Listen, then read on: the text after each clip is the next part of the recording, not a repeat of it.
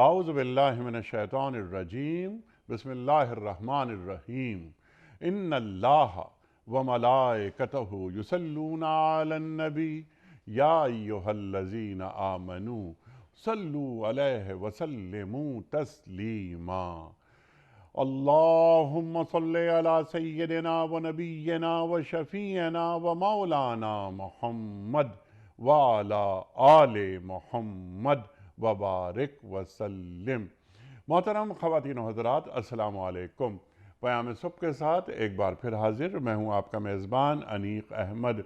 خواتین و حضرات، پیر منگل بدھ اور جمعرات 4 دن ہمارے ملک کے جید علماء تشریف لاتے ہیں اور ہمیں سمجھاتے ہیں، بتاتے ہیں کہ قرآن کریم کی مختلف آیات کے تعلق سے کہ ان آیات کے معنی اور مفاہیم کیا ہیں، اللہ کس کس طرح ہمیں بتاتا ہے، سمجھاتا ہے کہ باوقار انداز میں کیسے جیا جاتا ہے، اور قرآن کریم ہمیشہ ذہن انسانی کی امامت کرتا رہے گا تا قیامت۔ آج ہم سورۃ الانعام کی آیت نمبر 95 پر بات کروائیں گے اپنے ملک کے ایک ممتاز عالم دین سے۔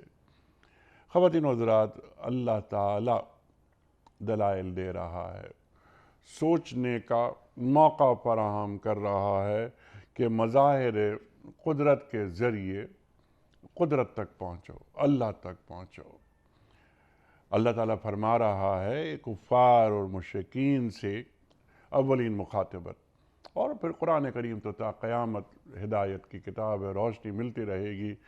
اللہ فرماتا ہے کہ یہ دانے اور گٹھلی کو پھاڑنے والا اللہ ہے، دانے اور گٹھلی کو پھاڑنے والا اللہ ہے۔ ایک چھوٹا سا ننھا سا بیج زمین میں بویا جاتا ہے، نمی، پانی، سورج، روشنی، اور وہ ننھا سا بیج کمزور، ناتواں، زمین کو پھاڑ کر باہر نکل آتا ہے، وہ ننھی سی کونپل، اور جس کو ہاتھ سے مسلا جا سکتا ہے، لیکن وہی ننھی سی کونپل ایک تناور درخت کا روپ اختیار کر لیتی ہے۔ اللہ فرماتا ہے وہی زندہ کو مردے سے نکالتا ہے، وہی مردہ کو زندہ سے خارج کرتا ہے، یہ سارے کام کرنے والا تو اللہ ہے، پھر تم کدھر بہہ کے چلے جا رہے ہو۔ خواتین و حضرات، مرغی سے انڈا، انڈے سے پھر مرغی وغیرہ وغیرہ، خواتین و حضرات بہت ساری باتیں اس ذیل میں آئیں گی کہ اللہ زندہ سے مردہ کیسے نکالتا ہے اور پھر مردے کو زندہ سے کیسے نکالتا ہے۔ آخری بات ہم یہ سوال بھی رکھیں گے اپنے معزز مہمان کی خدمت میں، کیا یہ کفار کو نصیحت کی جا رہی ہے، بتایا جا رہا ہے کہ دیکھو مرنے کے بعد ایک دن حاضری کا دن ہے، جس دن ہم سب اللہ کے حضور پیش کیے جائیں گے۔ خواتین و حضرات، سیکھیں گے محترم ڈاکٹر محسن نقوی صاحب سے۔ ڈاکٹر محسن نقوی ہمارے ملک کا ایک جانا مانا نام، مقبول نام، معروف نام، سابق ممبر اسلامی نظریاتی کونسل، لاتعداد کتابوں کے مصنف، اور ایک بہت ہی زبردست بات جو مجھے آج ہی معلوم ہوئی کہ ڈاکٹر محسن نقوی صاحب تفسیر لکھ رہے ہیں، تفسیر قرآن کریم۔ ایک اچھی تفسیر کی ضرورت ہمیشہ باقی رہتی ہے، اور تفسیر جو عہد کے ساتھ چلے، عہد کا لمس موجود ہو۔ ڈاکٹر صاحب، اللہ تعالیٰ آپ سے یہ کام مکمل کروائے، ہماری بہت دعا ہے۔ ڈاکٹر محسن نقوی صاحب کو خوش آمدید کہتے ہوئے پروگرام کا آغاز اللہ تعالیٰ کے بابرکت نام سے، سورہ انعام اور آیت نمبر 95۔ اعوذ باللہ من الشیطان الرجیم، بسم اللہ الرحمن الرحیم۔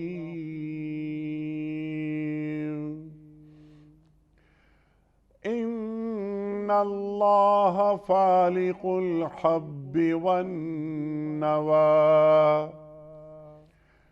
يخرج الحي من الميت ومخرج الميت من الحي ذلكم الله فأنا تؤفكون صدق اللہ العظیم۔ دانے اور گٹھلی کو پھاڑنے والا اللہ ہے، وہی زندہ کو مردہ سے نکالتا ہے اور وہی مردہ کو زندہ سے خارج کرتا ہے۔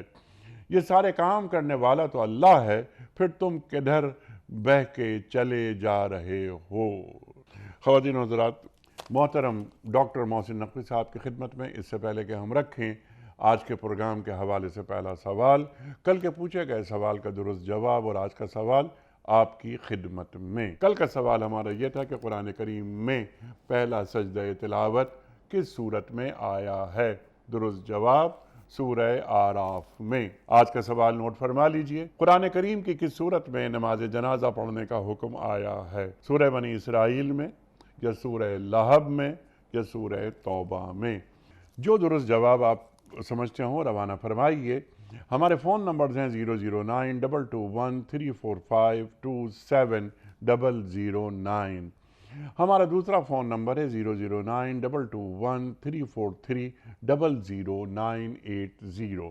ہمارا واٹس ایپ نمبر ہے 0092321825094۔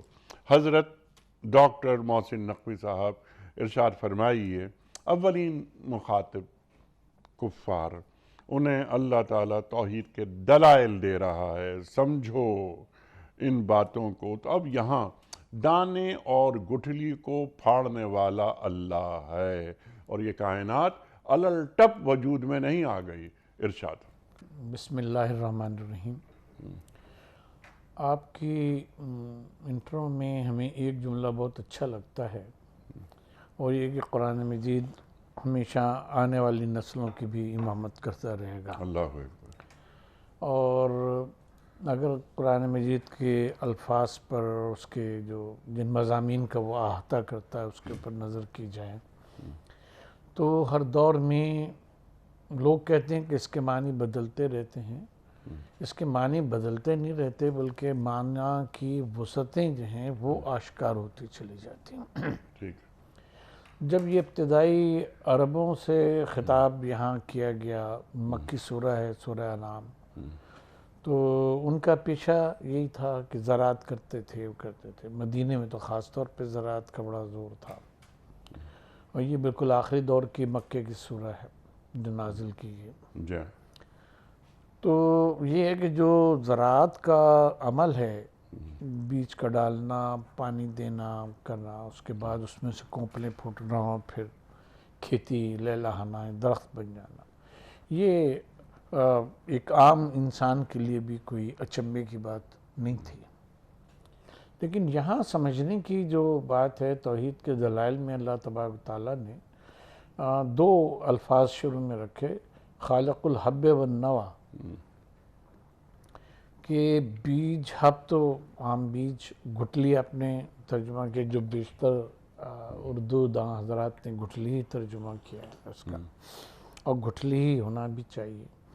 لیکن اس میں دونوں میں ذرا فرق ہے۔ دونوں میں فرق یہ ہے کہ نوا اس سخت گٹھلی کو کہتے ہیں کہ جو بنیادی طور پہ کسی پھل میں موجود ہوتی ہے، جیسے کھجور میں ایک سخت گٹھلی موجود ہوتی ہے، اور جو پیچ ہوتا ہے، آڑو جس کو کہتے ہیں، اس کو کریں اسی صورت سے، جو بادام ہوتا ہے، بادام کو کھولیں، اس میں سے بھی ایک بیج نکلتا ہے جو سخت ہوتا ہے، اور پھر اس سخت بیج کو توڑیں تو اس کے اندر بھی بعض اوقات ایک بیج نکلتا ہے۔ اس کو اسٹون سیڈ کہا جاتا ہے عام طور کے اوپر، یعنی یا پی کہا جاتا ہے۔ تو یہ سخت وہ ہے، تو اللہ تبارک و تعالیٰ نے دونوں کو ایک کہنا چاہیے، دونوں کی طرف توجہ دلائی ہے، بیچ کی طرف بھی کہ جس کو آرام سے یوں کر کے توڑا جا سکتا ہے، اس میں ہلکی سی نمی ہوتی ہے، اور اس سخت گٹھلی کو بھی یا سخت بیج کو بھی، کہ جو ایک بیج کو اپنے اندر عموماً چھپائے ہوئے ہوتا ہے، کہ جس کو باقاعدہ چوٹ مار کے توڑنا پڑتا ہے۔ اچھا، یہاں ہم عصر حاضر کے لحاظ سے ایک بات یہ بات عرض کریں کہ اس کے معنی میں جو وسعت ہے. دیکھیں بات یہ ہے کہ کچھ پودے بیج سے کیوں نکلتے ہیں, کچھ پودے جو ہیں وہ نوا سے یا ہارڈ سیڈ سے, سٹون سیڈ سے کیوں نکلتے ہیں. کیا آپ کو اس کی کوئی وجہ ہوگی نا. اور اس میں یہ ہے کہ 19ویں صدی میں یعنی 1888 میں اس کا انتقال ہوا. مینڈل ایک سائنسدان تھا, اس نے اس بات پہ ریسرچ کی تھی کہ یہ جو مختلف نباتات ہیں ایک ہی فیملی کی, یہ ایک دوسرے سے مختلف کیسے ہوتے ہیں, اور اس میں یہ ڈائیورسٹی جو ہے وہ کس طرح سے آتی ہے, جس کو بائیولوجی میں بھی اور باٹنی میں بھی دونوں میں سیگریگیشن آف اسپیشیز کہا جاتا ہے کہ ایک نو سے دوسری نو کیسے نکلتی ہے. اس طرح سے آپ دیکھیں مثلا گلاب کی آپ اس میں دیکھتے ہیں کالا گلاب بھی ہے, پنک بھی ہے, وائٹ بھی ہے, اور دیگر قسموں کے گلاب ہوتے ہیں, بلیک بھی ہے. ٹھیک, تو یہ ایک ہی سا بیج ہے, ان میں یہ ڈائیورسٹی کیوں آتی ہے, اس بات کا مطالعہ اس نے کیا. تو جب اس نے یہ مطالعہ کیا تو اس کے ساتھ ساتھ یہ بھی کہ ایک بیج ہے عام اور ایک یہ اسٹون سیڈ ہے, یہ دونوں کب علیحدہ ہوئے, کیا ہوا, کیا اس کے ٹریٹس ہیں. تو یہ ایک جینیٹکس کی لمبی بحث ہے, اس میں جانے کے بجائے ہم بس یہ کہیں گے کہ بنیادی طور کے اوپر اللہ تبارک و تعالیٰ نے یہ نظام رکھا ہے کہ مخلوق جب وجود میں آتی ہے کن فیکون سے, یا اور جو اس کے بعد اس میں ایک نظام فطرت اللہ تبارک و تعالیٰ جاری کرتا ہے, تو اس میں بھی تنوع اور ڈائیورسٹی اللہ تعالیٰ نے اس طرح سے رکھی ہے کہ ایک نو سے اور دیگر انواع پیدا ہوتی جاتی ہیں, چاہے وہ نرم بیج سے ہوں اور چاہے وہ سخت بیج سے ہوں. تو اللہ تبارک تعالیٰ نے اس میں دونوں طرف توجہ دلائی ہے کہ دیکھو یہ دونوں بیج ہی ہیں, زمین میں ڈالے جاتے ہیں, وہاں سے اگتے ہیں ایک ہی پروسیس کے تحت, لیکن ایک سخت ہے کہ جس کا بظاہر آپ چوٹ مار کے توڑیں تو بھی بعض اوقات مشکل سے ٹوٹتا ہے, اور دوسرا ایسا نرم ہے. تو اب اس بات پہ غور کرو کہ اس میں نمو جو ہے وہ کیسے ہوتی ہے اور کس طرح سے یہ باہر آتا ہے. اچھا, فلق کے معنی شگفتہ کرنے کے ہیں, پھاڑنے کے ہیں, اور انشقاق کے معنی اس میں آتے ہیں, لیکن اس کے ساتھ ساتھ فلق کے معنی ظاہر کرنے کے بھی ہیں. جیسے فالق الاصباح, اللہ تعالیٰ جو ہے وہ صبح کو فلق کرتا ہے, یعنی ظاہر کرتا ہے. اس طرح سے اب اگر ہم فالق الحب والنوا کو کے ترجمہ یوں کریں کہ یہ وہ بیج کو اور گٹھلی کو پھاڑنے والا ہے تو بھی ٹھیک ہے, اور اگر ہم اس سے آگے بڑھ کے یہ ترجمہ کریں کہ پھاڑنے کے بعد اس میں سے جو نو ہے اس کو برآمد کرنے والا ہے, تو یہ فالق الحب والنوا کا پورا ترجمہ جو ہے وہ اس طرح سے ہوگا. تو اب توجہ لوگوں کو ظاہر ہے کہ جو ایک عام آدمی ہے اس کی سطح کے لحاظ سے تو یہ ہے کہ وہ دیکھتا ہے کہ یہ نرم بیج ہے, رستے میں گر بھی گیا مثلا کدو کے بیج, تو تھوڑے دن بعد وہاں سے گزرے تو پتہ لگا وہاں پہ کچھ اگا ہوا ہے. اور جو سخت وہ ہیں تو پھر اس میں سے بھی چیزیں جو ہیں وہ نکلتی ہیں, اور پھر بظاہر یہ دونوں چیزیں چاہے وہ حبوب ہوں یعنی بیج ہوں اور چاہے نوا ہوں, ان دونوں کو اگر آپ دیکھیں تو یہ بظاہر مردہ ہیں. اس کو اٹھا کے پھینک دیے, دوسروں سے اندر سے نکال کے کچھ کھا لیے اس کو, یا جس طرح سے, لیکن اسی میں سے وہ زندگی کے آثار جو ہیں وہ نظر آتے ہیں جو ہم نباتی زندگی کہتے ہیں, اور پھر یہ بیج دوبارہ ریپروڈیوس ہوتے ہیں انہی نباتات کے ذریعے سے. تو ایک تو جو اس کے بعد والی جز ہے قرآن مجید, اس کا آیہ مبارکہ کہ یخرج الحی من المیت و مخرج المیت من الحی, تو یہ اس کی طرف بھی اشارہ ہے کہ ان مردہ بیجوں سے ہی زندگی نکلتی ہے, اور پھر اس زندگی سے پھر وہ مردہ بیج جو ہیں وہ دوبارہ نکل پڑتے ہیں, اور پھر اس سے پھر حیات جو ہے وہ یہ اس سائیکل کی طرف جو ہے وہ اشارہ ہے. دوسرے یوں ہے کہ اگر ہم اپنی زندگی میں دیکھیں, اچھا یہاں ایک لطف کی بات یہ ہے کہ جہاں ایک اس میں یخرجو یعنی فعل استعمال کیا ہے, دوسرے میں مخرج یعنی اسم استعمال کیا, اسم فاعل ہے. تو ان دونوں میں فرق یہ ہے کہ جب یعنی یخرج میں ایک تسلسل کا مفہوم ہے اور مخرج میں قدرت کا مفہوم ہے کہ اللہ تبارک و تعالیٰ ایسے کرتا رہتا ہے اور وہی خارج کرنے والا یہ اس زندگی سے موت کو، موت سے زندگی کو نکالنے والا ہے. تو وہاں وہ فاعل کی حیثیت سے ہے، یہاں وہ ایک کنٹینیوس فعل کی حیثیت سے. سبحان اللہ. اچھا، اس کا جو بات آپ نے فرمائی بے انتہا اہم بات کہ یہ فطرت اپنے مظاہر کا اظہار کر رہی ہے. کیا بنیادی مقصد یہ ہے کہ وہ افراد جو قرآن پڑھ رہے ہیں، جو قرآن سن رہے ہیں، یعنی وہ اول مخاطبین ہوں، یعنی کفار و مشرکین، یا آج کا قاری قرآن ہو، سائنسدان ہو، آج کا سائنسدان ہو، وہ باٹنسٹ ہو، کوئی بھی ہو اعلیٰ حاضر القیاس، وہ فطرت کے مظاہر سے خالق تک پہنچے، قدرت تک پہنچے. بالکل. دیکھیں بنیادی طور پہ جو فطرت کا اور قدرت کا وہ ہے کہ مشاہدہ اور اس سے چیزوں کا دریافت کرنا، اس میں جو ہم کبھی عرض کیا کرتے ہیں کہ عالم میں جب یہ کہا گیا کہ یؤمنون بالغیب، جی تو عالم میں دیکھیں اگر آپ تو سب کچھ غیب ہے. ٹھیک ہے. انسان جو تھوڑا بہت انسان کے علم میں اللہ تبارک و تعالیٰ کی توفیق سے اس کے آ رہا ہے، اس کو وہ علم کہتا ہے. حالانکہ وہ بھی ایک درجے میں غیب تھا جب تک انسان نے اس کو دریافت نہیں کیا تھا یا اللہ تبارک و تعالیٰ کی توفیق سے اسے دریافت نہیں کیا تھا. تو بنیادی طور کے پر یہ ہے کہ عالم تو اس وقت بھی یعنی جتنا انسان کو معلوم ہے وہ معلوم علم معلومہ جو ہے اس کے مقابلے میں اتنا ہے جیسے ایک کہنا چاہیے کالی مرچ کا دانہ. ابھی جو نہیں معلوم ہے وہ اس سے کروڑوں اربوں گنا زیادہ ہے کہ جو اس کو نہیں معلوم.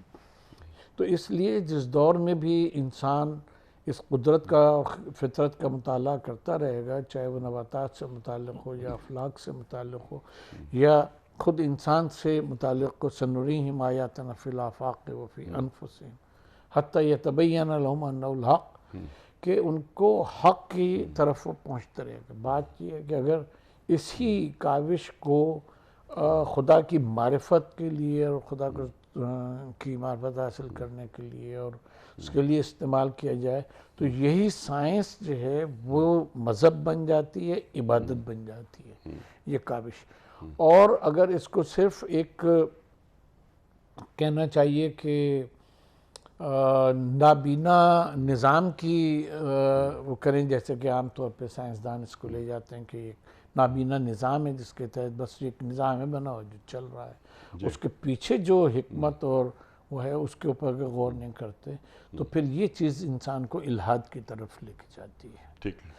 اور جب علامہ اقبال کہتے ہیں کہ مسلمانوں کا فرض یہ ہے کہ وہ ہر علم کو مسلمان کرے، سبحان اللہ. تو اس کے معنی یہی ہیں کہ مسلمان تحقیق کریں اور اس سے اللہ تبارک و تعالیٰ کی ذات کے اوپر، اس کی صفات کے اوپر دلائل کو قائم کریں.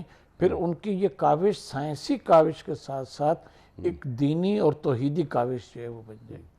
سبحان اللہ، سبحان اللہ، سبحان اللہ.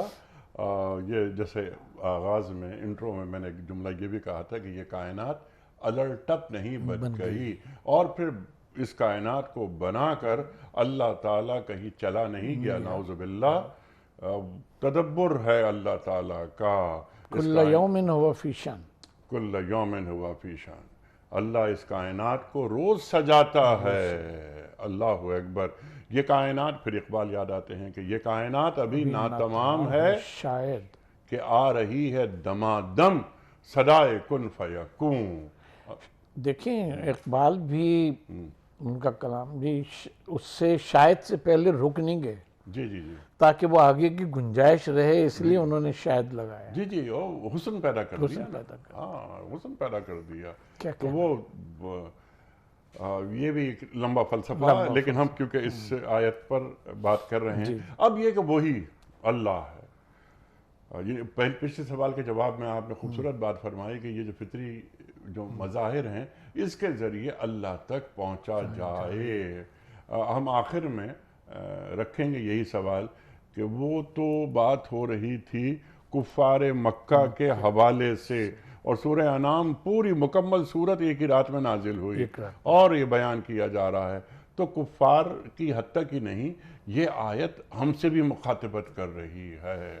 ہم تو انیق صاحب ایسا سمجھتے ہیں جب ہم قرآن مجید پڑھتے ہیں کہ یہ آج ہمارے سامنے نازل ہو رہا ہے، اللہ اکبر، اللہ ہم اکبر۔ پر اگر اس کا نزول نہ ہو، وہ بھی علامہ اقبال فرما گئے، تو پھر یہ حروف اور کاغذ سے زیادہ اقبال نے یہ کیا کتاب فرمایا کہ تیرے ضمیر پہ جب تک نہ ہو نزول نزول کتاب، گرہ کشا ہے نہ رازی نہ صاحب کشاف۔ اللہ اکبر، اللہ اکبر۔ تو قرآن مجید کو پڑھنا ہی اسی طرح سے چاہیے، اور اپنے جو علوم حاضرہ ہیں اس میں اپنی استعداد بڑھانا چاہیے کہ یہ آج نازل ہو رہا ہے، اور ہم سے فہم کا افلا یتدبرون القرآن ام علی قلوب اقفالها، تو یہی ہے کہ ہم علوم کو حاصل نہ کریں اور پھر اس کو پڑھیں تو وہ ایک مقفل قلب کے اوپر کی گویا کہ مانند ہوگا، جی۔ اور جو اس سے مطالب ہیں وہ نہ قلب پہ اس کا نزول ہوگا اور نہ عقل پہ اس کا نزول۔ سبحان اللہ، سبحان اللہ۔ یہ سوالات آخری حصے میں رکھیں گے کہ قرآن کریم کے ذریعے کائنات کا کھوج لگانا، وہ کس طرح قرآن کریم تعلیم کرتا ہے، جس میں آج کی آیت بھی ہے۔ اچھا، وہی زندہ کو مردے سے نکالتا ہے، اور وہی مردے کو زندہ سے نکالتا ہے۔ اس میں اس کو ذرا واضح کر دیجئے۔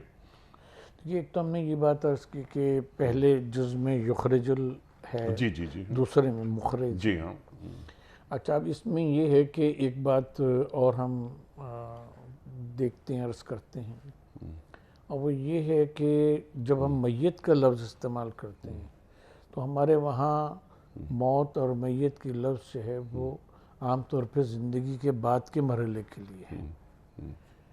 قرآن مجید نے اس لفظ کو نہ ہونے کے معنی میں بھی استعمال کیا، ٹھیک ہے، جیسے خلق الموت والحیات، کہ پہلے موت یعنی نہ ہونے کو بھی اللہ نے خلق کیا۔ ایک جو کیفیت ہے کہ اب یہ چیز موجود نہیں ہے، وہ کیفیت بھی اللہ کی منشا کے مطابق ہی ہے کہ وہ موجود چیز جو موجود نہیں ہے اس کو قرآن مجید نے میت کہا ہے۔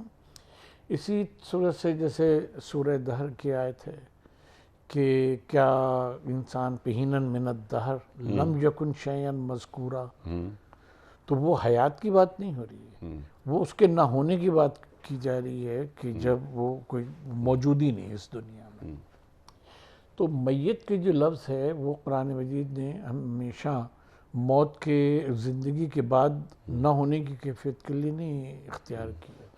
جیسے سورہ بقرہ کی آیت ہے کیف تکفرون باللہ وکنتم امواتا، حالانکہ کنتم کا مفاد یہ تھا کہ وجود کو مانا جاتا، لیکن اللہ تعالیٰ یہ کہہ رہا ہے کہ تم کچھ نہیں تھے، کنتم امواتا فاحیاکم ثم یمیتکم ثم یحییکم ثم الیہ ترجعون۔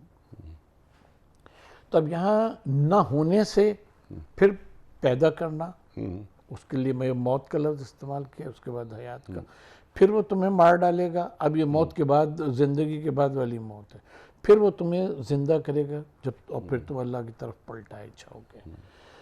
تو جب اللہ تبارک تعالیٰ یہ فرماتا ہے کہ یخرج الحی من المیت و مخرج المیت من الحی، اس کے معنی یہ ہیں کہ اللہ تبارک تعالیٰ، جس کو کہتے ہیں سائنس یہ کہتی ہے کہ کوئی چیز نہ ہو، میٹر نہ ہو تو اس سے کوئی چیز وجود میں نہیں آ سکتی، میٹر نہیں ہو تو وجود میں نہیں آئے گی، جو چیز وجود میں آئے گی وہ میٹر سے ہی آئے گی، سائنس یہ کہتی ہے۔ اور یہاں اللہ تبارک و تعالیٰ اپنی قدرت کو اس طرح سے بیان فرما رہا ہے کہ جب کچھ نہیں تھا، میت کی کیفیت تھی، تو میں نے اس میں حیات دی، اس کو میں نے زندہ کیا، اور جب وہ زندہ ہے ایک وقت تک جو اللہ تبارک و تعالیٰ نے مقرر کر دیا، تو اس کے بعد پھر ہم اس کو نیہیلیشن کی کیفیت میں لے جائیں گے کہ پھر وہ کچھ نہیں ہوگا، پھر ہم اس کو اٹھائیں گے اور لے کے جائیں گے۔ تو اسی صورت سے اب دیکھیں، اگر یہ نباتات میں دیکھیں تو قانون یہی جاری ہے، انسانوں میں اور حیوانات میں دیکھیں یہی قانون جاری ہے، وہ ہے، اور اس کو قرآن مجید نے بڑی عجیب عجیب طرح سے لوگوں کی توجہ دلائی ہے، بیان کیا ہے. جیسے سورہ یاسین میں کہا کہ وہ کہتے ہیں من یحیی العظام وہی رمیم، کون اس کو ان مٹی میں ملی ہوئی ہڈیوں کو کون دوبارہ زندہ کرے گا. قل من انشاء اول مرۃ. یہاں نشہ کی لفظ ہے، نشہ کے معنی ہوتے ہیں کسی چیز کو اٹھا دینا، بڑھا دینا، نشو و نما دینا، جس سے ہمارے وہاں اردو میں لفظ ہے.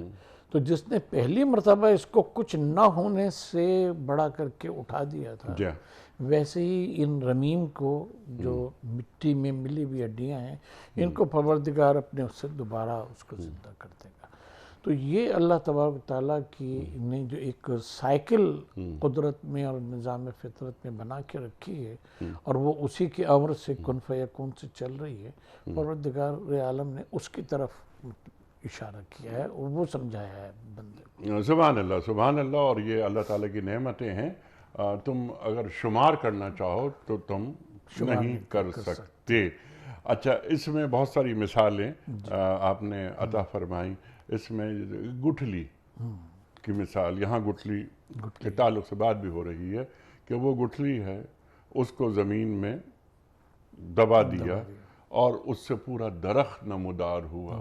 مثال کے طور پر ہم فرض کر لیتے ہیں آم. اب وہ آم کی گٹھلی ہم نے پھر درخت بن گیا، ہم نے آم کھائے. آپ ہی کی بات کو صرف آگے بڑھانا چاہتا ہوں. جی جی. تو وہ آم کھایا ہم نے، تو اس کی گٹھلی، اس گٹھلی کو پھر ہم نے زمین میں پھر دبا دیا دوبارہ. جس طرح آپ نے بات فرمائی تھی کہ یہ سائیکل ہے جو چل رہا ہے. تو اس تعلق سے کفار مکہ کو جب سمجھایا جا رہا ہے کہ دیکھو یہ انسان کا بھی یہ معاملہ ہے، تم یوم آخرت کو نہیں مانتے، لیکن یہی انسان زمین میں چلا جائے گا، اس کے بعد کیا ہوگا کہ ایک روز یہ اٹھایا جائے گا. اور کیا یہ بھی کوئی سائیکل ہے؟ بالکل. جیسے ہم نے عرض کی سورہ بقرہ کی آیت کا تلاوت کا ہم نے شرف حاصل کیا تھا، تو اس میں یہی ہے نا کہ اللہ تبارک تعالیٰ یہ کہتا ہے کہ کنتم امواتا فاحیاکم ثم یمیتکم ثم یحییکم ثم الیہ ترجعون. اس میں سب فعل مضارع استعمال ہوا ہے، ٹھیک ہے، جس کے معنی یہ ہے کہ یہ کام یہ مسلسل ہوتا رہے گا. ٹھیک ہے. جو مر جاتا ہے اس کے بارے میں یہ نہ سمجھو کہ یہ گویا ایسا ہے کہ اب یہ نابود ہو گیا. یہ بود ہی رہتا ہے، ٹھیک ہے، یعنی اس کی یہ ایک وجود ہی رہتا ہے. ٹھیک ہے. اس کی شکل جو ہے وہ بدل جاتی ہے، مٹی میں مل گیا جیسے سورہ یاسین کی آیت تم نے عرض کی، اور اسی صورت سے. اور پھر یہ جو تمہیں اس عقلی استبعاد لگتا ہے کہ یہ دوبارہ ہم کیسے زندہ کیے جائیں گے، قرآن میں اس اعتراض کا ذکر بھی ہے کہ لوگ یہ کہتے ہیں کہ ہم دوبارہ وہ کیے جائیں گے، دوبارہ ہم کیسے اٹھائے جائیں گے. تو اللہ تبارک تعالیٰ اس کا جواب دے رہا ہے کہ جب پہلے شروع میں تم کچھ نہیں تھے اور تمہیں وجود میں لے آیا اللہ تعالیٰ، تو اب تو ذرے ہی صحیح، گوشت کے ٹکڑے ہی صحیح، کچھ بھی ہوگا تو اس کو اللہ تبارک تعالیٰ کیسے نہیں دوبارہ. جی ہاں، بالکل. ایک بے جان نطفہ، تو اس نطفے سے یہ 6 فٹ کا انسان بن جاتا ہے اور تمام پوٹینشلز کے ساتھ، تمام پوٹینشلز کے ساتھ، وہ تمام پوٹینشل جو اللہ تعالیٰ نے اس کے اندر ودیت کر دی ہے. اچھا، اب جب یہ یعنی عالم برزخ ہو گیا، اس کے بعد اٹھایا گیا، جیسا کہ آپ نے بات فرمائی، قرآن کریم کی مختلف آیات یہاں پر آپ نے کوٹ فرمائی، اٹھا، حساب کتاب ہو گیا. اس کے بعد سائیکل کا عمل کہاں رہا؟ اس کے بعد سائیکل کا عمل کہاں رہا، یہ بڑا اہم سوال ہے. بات یہ ہے کہ اس کے بعد ایک تو جو انسان ہے کہ جو مٹی میں گیا ہوا، اس کے بعد اللہ نے حشر ہوا، اور پھر اس کے بعد وہ جنت اور دوزخ کے حوالے سے بالکل جو ہمارا عقیدہ ایمان ہے، اور ہمارا ایمان. جی دیکھیں، اب ہم وہ پھر تھوڑے سی ٹیکنیکل بات پہ ہمیں آنا پڑے گا، اور ہم سیکھ رہے ہیں آپ سے. وہ یہ ہے کہ انسان اپنے ساتھ جو جینز اس کے ہوتے ہیں، جی جی، ٹھیک ہے، جو اللہ تبارک تعالیٰ نے توالد اور تناسل کا وہ رکھا ہے، جی جی، ٹھیک ہے. توالد اور تناسل میں یہ صورت سے، جیسے پہلے ہم اس کو نباتات کے حب و نوا کے حوالے سے عرض کرتے ہیں کہ یہ جو پھول اگتے ہیں، پودے اگتے ہیں، ان میں ایک وہ ہوتا ہے جس کو ہم لوگ جرمینیشن کہتے ہیں سائنس میں، ہوا کے ذریعے سے، پانی کے ذریعے سے، اور مٹی میں جو گر جاتے ہیں پتے ان کے وہ اڑ کے یا بہہ کے دوسری جگہ جاتے ہیں اور وہاں سے پھر پیدائش ان کی شروع ہو جاتی ہے، جرمینیشن ہوتی ہے۔ انسان کو تناقض اور تناسل کا حکم جو ہے وہ دیا اسی لیے گیا ہے کہ جو پوٹینشلز اور جو جینز اس کے اندر رکھے گئے ہیں اور جو اس جین میں پوٹینشل اس کے اندر رکھے گئے ہیں وہ اپنی اولاد میں منتقل کرے، چاہے وہ بیٹا ہو یا بیٹی ہو، ٹھیک ہے، اس میں وہ منتقل ہوتے ہیں۔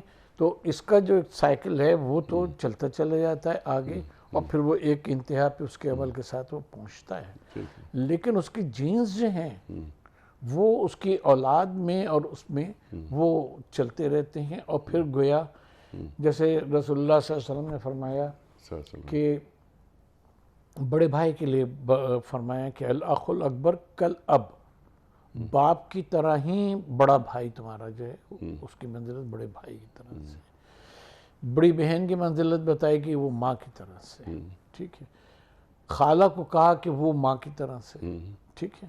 تو ماں کی طرح سے کیسے ہے؟ صرف معاشرتی اعتبار سے نہیں، جو جینز تمہاری ماں کیری کیے ہوئے ہے اور لے کے چل رہا ہے، وہی جینز تمہاری خالہ، وہی تمہارا ماموں، وہی تمہارا چچا، وہی تمہارا باپ، اور پھر اب جو تمہاری اولاد ہے، یہ جو اللہ تعالیٰ نے دادا کو اور چچا کو ولی بنایا ہے مختلف فقہی معاملات میں، کہ اگر باپ نہیں ہے تو وہ ولی ہیں نکاح میں، وراثت میں اور دیگر اس میں، تو وہ اس لیے کہ وہ تو ایک تسلسل ہے نسل کا کہ جو چل رہا ہے، وہ منقطع نہیں ہوتا۔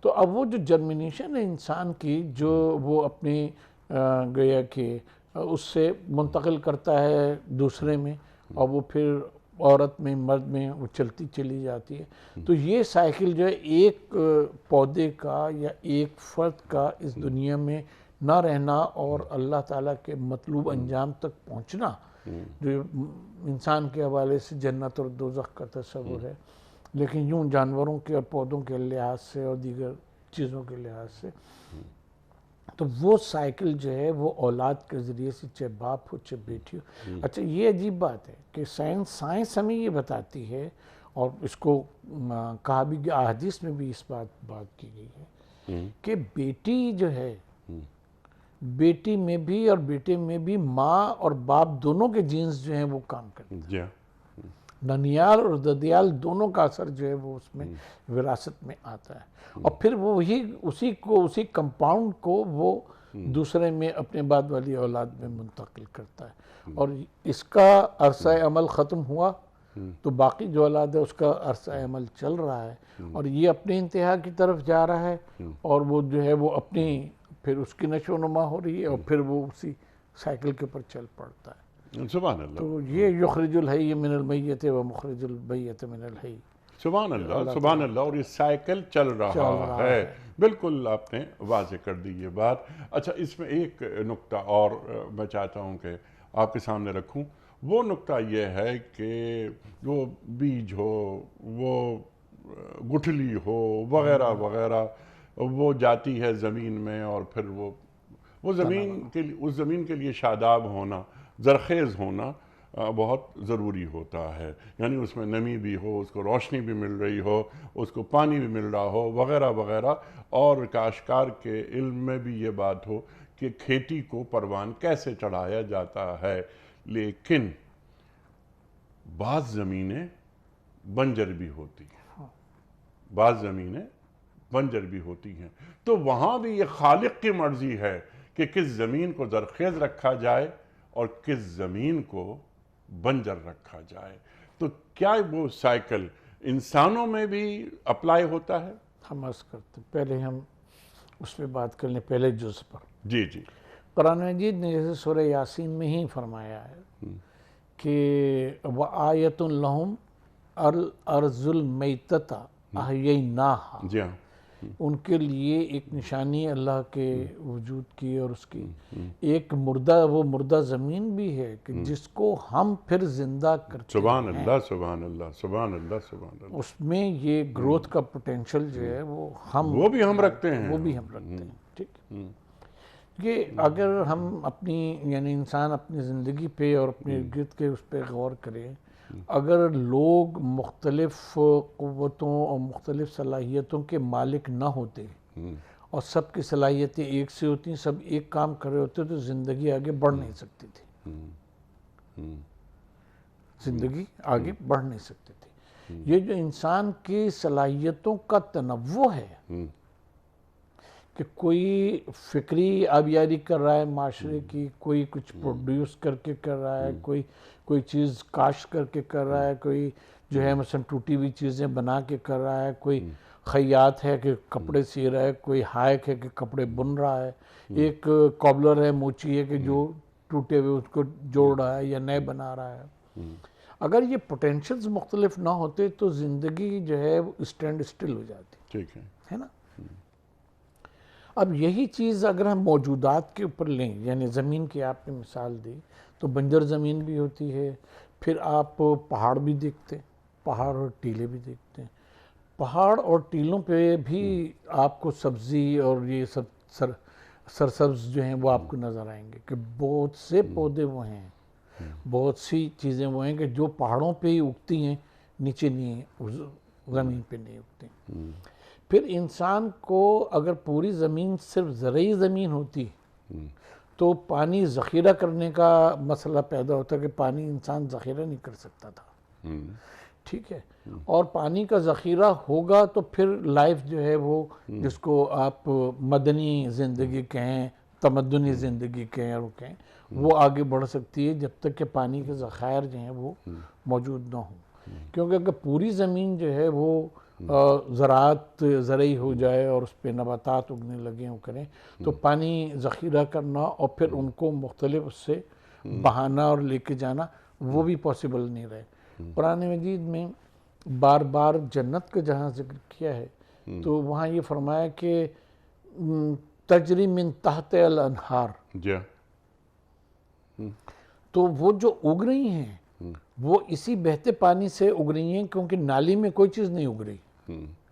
جو کیاریاں بنی ہوئی ہوتی ہیں اس کے ساتھ کھیت میں یا اسے کیا کہتے ہیں درختوں کے ساتھ ساتھ کیاریاں بنی ہوتی ہیں جس سے ان کو پانی دیا جا رہا ہوتا ہے، تو اس میں کوئی چیز نہیں اگ رہی ہوتی، وہ اگا رہی ہوتی ہیں، چیزوں کی آبیاری کر رہی ہوتی ہیں. تو اللہ تبارک و تعالیٰ نے زمین میں بھی یہ ڈائیورسٹی رکھی ہے کہ کچھ جو ہیں وہ قابل زراعت ہیں، کچھ ناقابل زراعت ہیں، کچھ جو ہیں وہ کسی اور کام آتی ہیں، کچھ میں اس نے دھاتیں رکھی ہیں، کچھ چیزیں رکھی ہیں. انسان میں بھی ایسے ہی ہوتا ہے. ان کا بعض انسان کوئی انسان بغیر صلاحیت کے نہیں ہوتا، لیکن ان صلاحیتوں میں جو ڈائیورسٹی ہے اسی کے اوپر تمدنی زندگی کا انحصار ہے. سبحان اللہ سبحان اللہ سبحان اللہ. اچھا ڈاکٹر صاحب، کیا یہی بات حق کے ساتھ نہیں ہے کہ بظاہر وہ کمزور نظر آتا ہے، یعنی ابتدا میں وہ کمزور ہے، ناتواں ہے حق، لیکن رفتہ رفتہ رفتہ رفتہ جب حقانیت واضح ہوتی رہتی ہے تو وہ بھی تناور درخت بن جاتا ہے؟ ہم آپ سے یہ بات عرض کریں گے کہ حق کبھی بھی کمزور نہیں ہوتا. بظاہر لوگ جو ہیں بظاہر یا ہم معاشرے میں دوسری طرف متوجہ ہو کے اپنے معاشرے سے حق کو کمزور کرتے ہیں، لیکن حق ہمیشہ تناوری ہوتا ہے.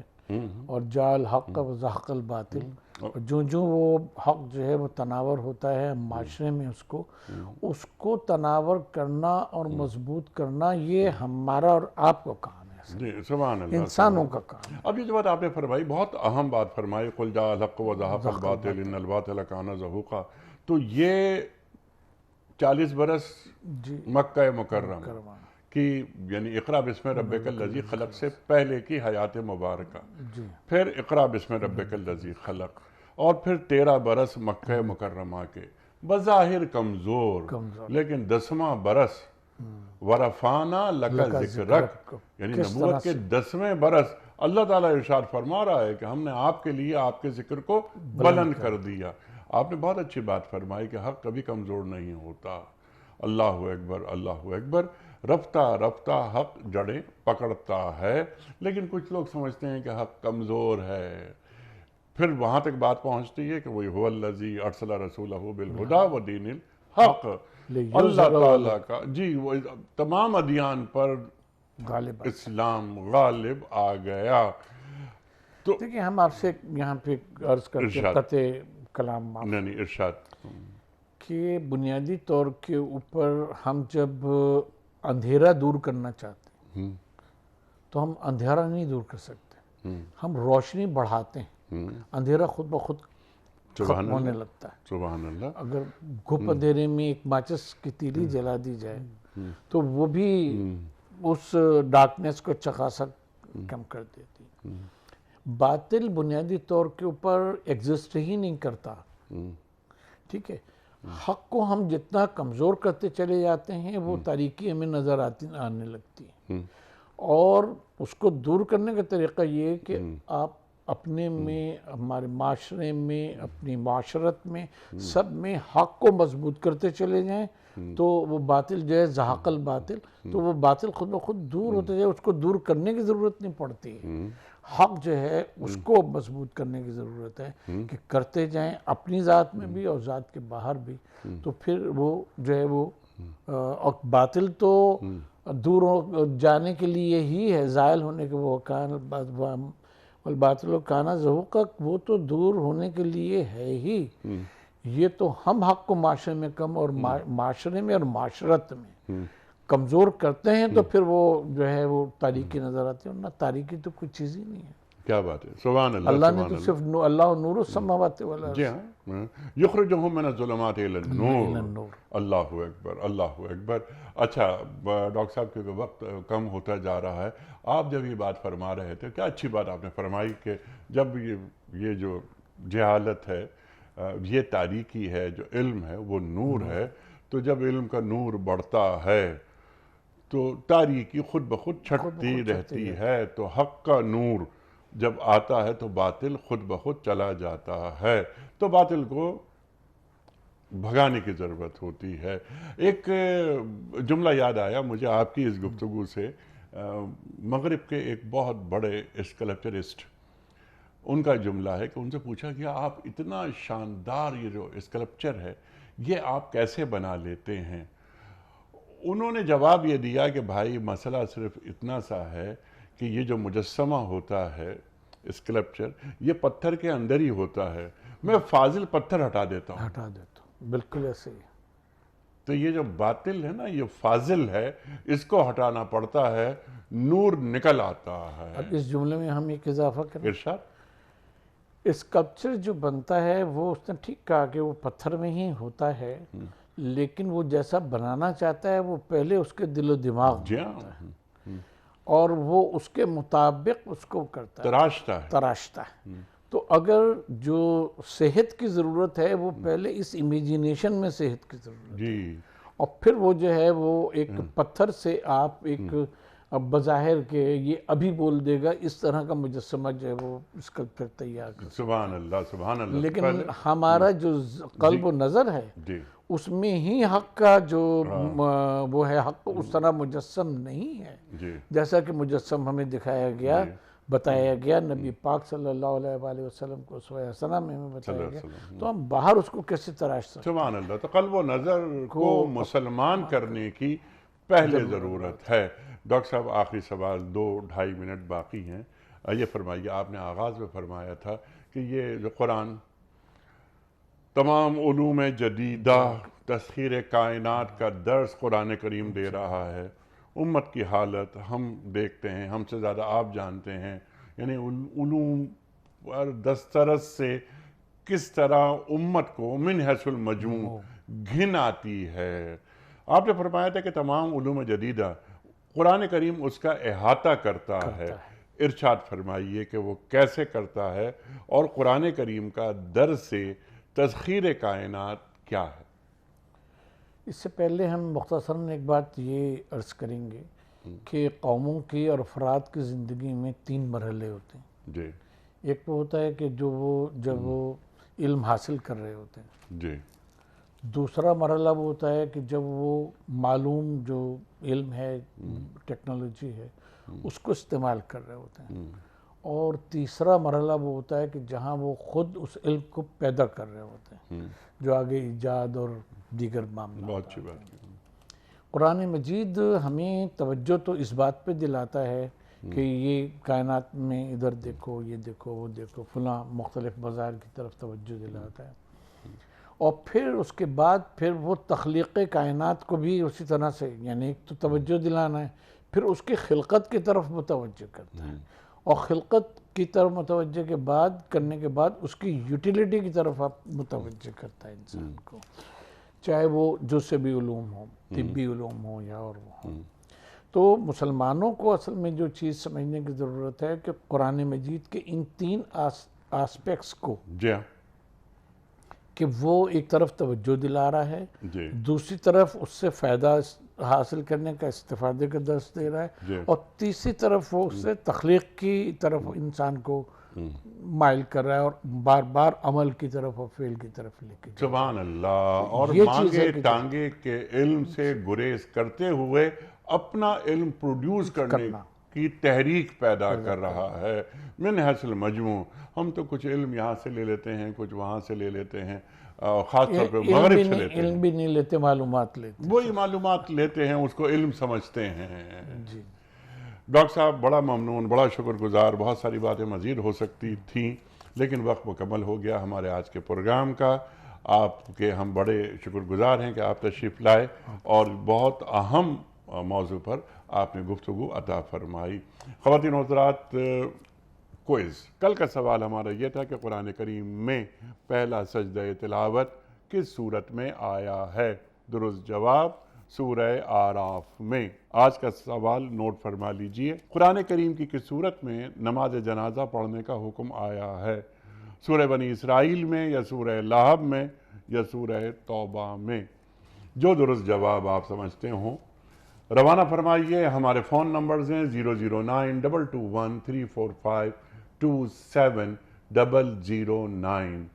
ہمارا دوسرا فون نمبر ہے 009-221-343-00980. ہمارا واٹس ایپ نمبر ہے 009-2321-825-0194.